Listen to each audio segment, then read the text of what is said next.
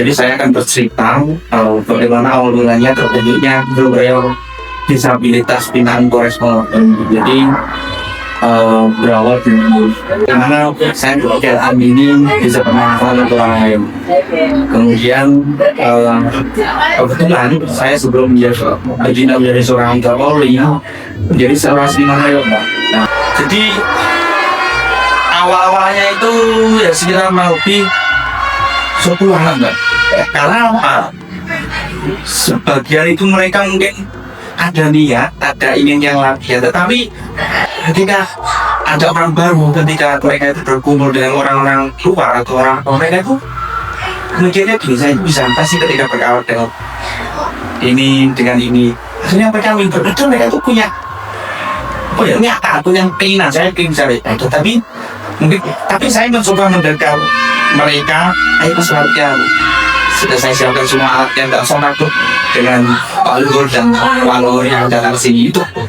Tapi kelamaan mereka terbiasa dan percaya. Akhirnya itu sampai sekarang sekitar 30-an totalnya.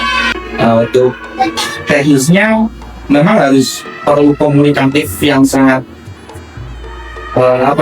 khusus, karena mereka kan mempunyai keterbatasan. Artinya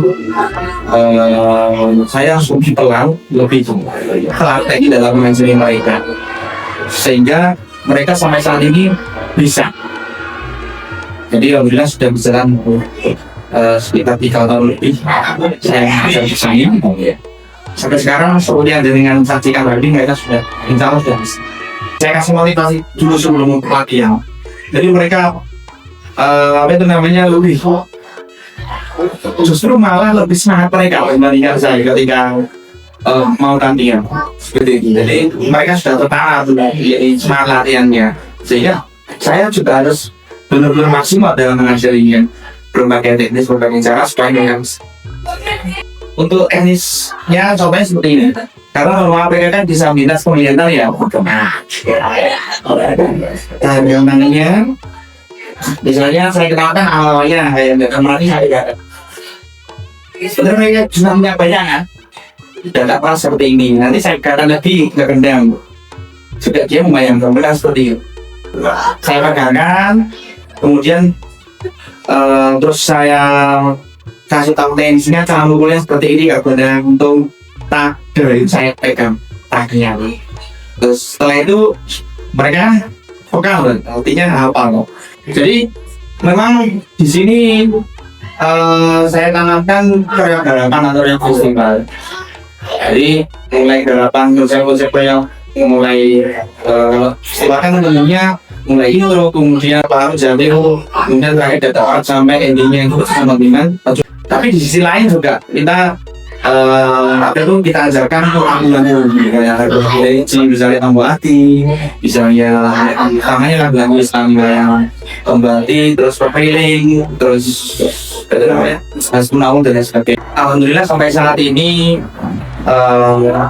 masih tetap mendapat dukungan dari Bapak Kapolres Purwokerto, ditunjukkan dengan saya setiap hari Jumat sore itu khusus datang ke sini.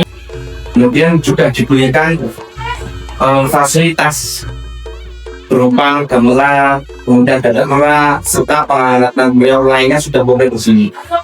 Kita setiap tahun bahkan itu kan biasanya ada bergantian Bapak Kapolres. Di beberapa event misalnya yang mengadakan dari Pemkab atau dari apabila juga sering diundang oleh misalnya dari beberapa kampus, kemudian dari beberapa paguyuban. Jadi ketika mereka dikasih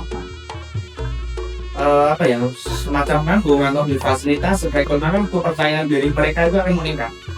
Yang paling berkesan kemarin tahun 2024 ya, kemarin. Nah itu kita tampil di Polda Jawa Timur dalam rangka HT Polri di sana. Jadi di hadapan orang Polda Jawa Timur dan juga Ibu Gubernur, dan ada salah satu anak tunanetra memang melakukan puisi, tetapi juga dalam bahasa Jawa. Intinya puisinya itu mengandung temanya adalah kami selaku disabilitas juga bisa melestarikan Purwokerto.